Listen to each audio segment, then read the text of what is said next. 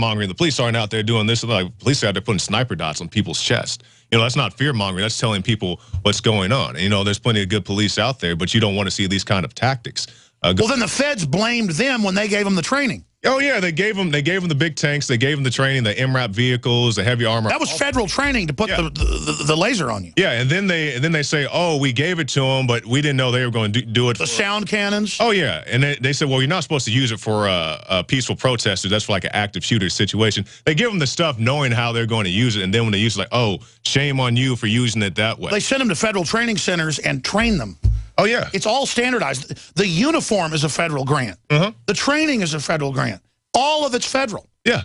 Oh, yeah, and it's such a joke because we were out there in Ferguson, and the only report I regret we didn't do was to show how close the Martial Law Center was to the where the things were taking place on West Florissant Street.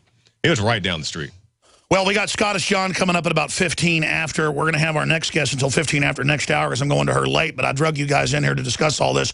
Great job, gentlemen. And it's the Molon Labe 50 cal shirt at InfoWarsStore.com or 888-253-3139. And we are listener-supported, unlike NPR and MSNBC that get stimulus money and taxpayer money. Thank you, gentlemen. Thank you. We are the opposite of state-run media. We are freedom, patriot, liberty, supporter-driven. We want to thank you all out there for your support. Now, joining us from Australia is Syrian Girl. She goes by that. Her name is now known. She's been on national Australian television. And Syrian Girl comes from a former ruling class family that was deposed by the Ba'athist coup and thrown out by Assad's father. So, and they're also Sunni folks, but they don't like Al-Qaeda, obviously. She's 100% Syrian to the core, an activist and career student. And her opinion of the Syrian government, I have no illusion in any government around the world. And her Twitter handle is Partisan Girl, YouTube, Syrian Girl Partisan, youtube.com/Syrian Girl Partisan. I want to get her breakdown because she's been on with us for over a year and a half now, how time flies, since early 2013. And everything she said turned out to be incredibly accurate. She has sources inside Syria. Obama says no boots in the ground, even though there are boots in the ground. He says he's going to give billions of dollars to the, quote, rebels to fight the bad rebels, when we know the rebels will just fight Assad and the government.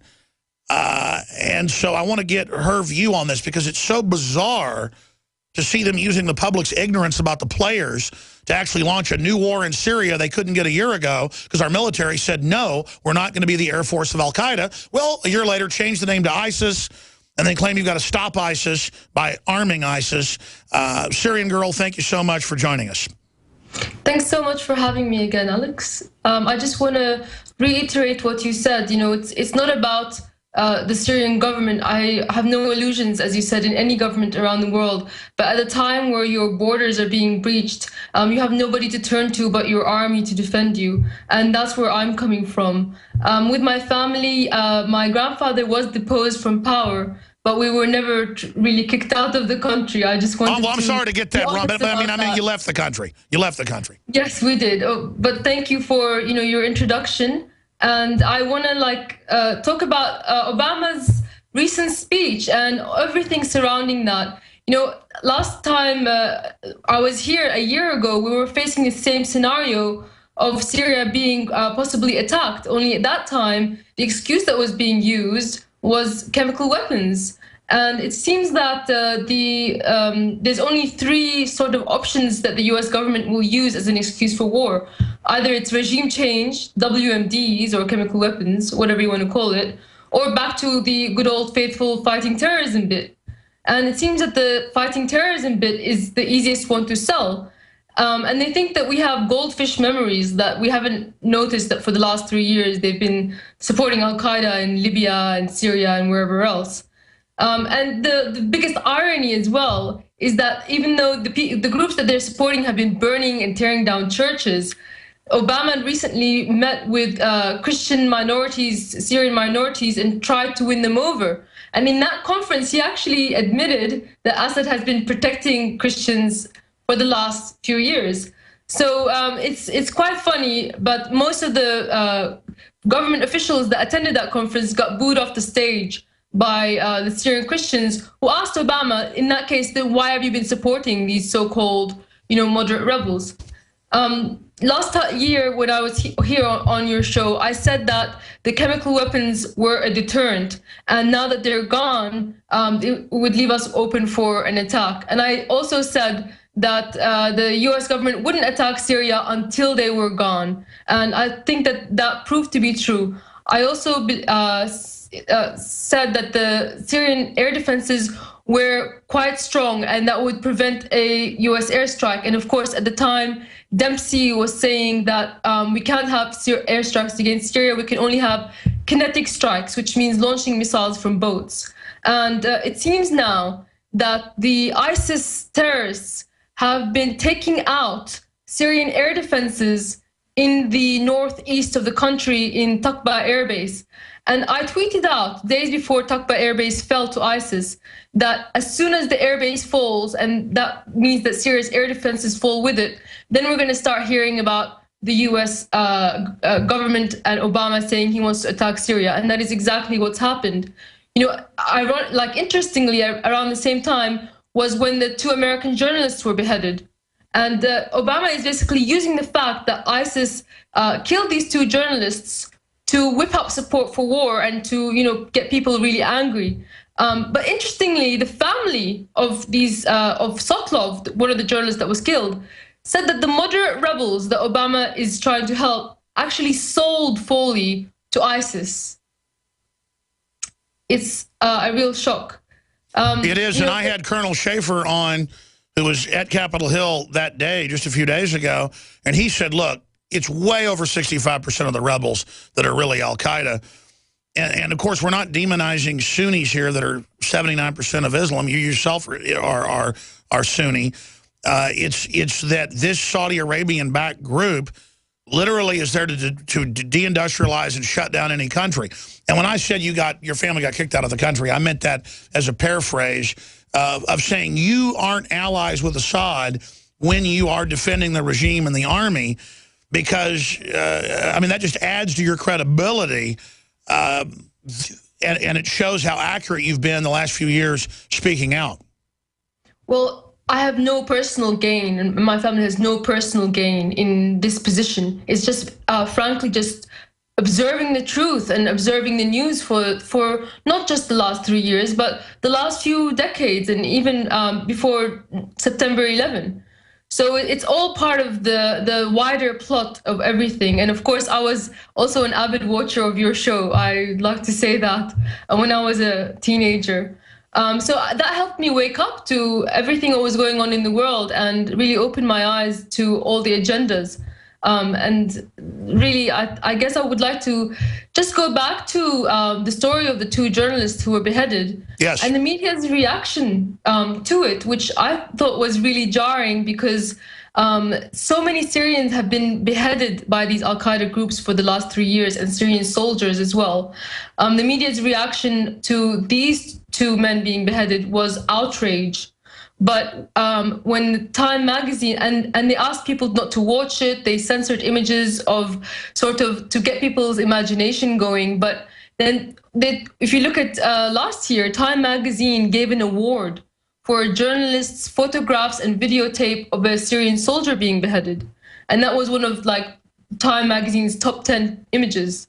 So that's the kind of treatment that you get as a Syrian. We're seen as subhuman sheep to the slaughter, and it's just a great story to watch us get beheaded, but nothing to be outraged about.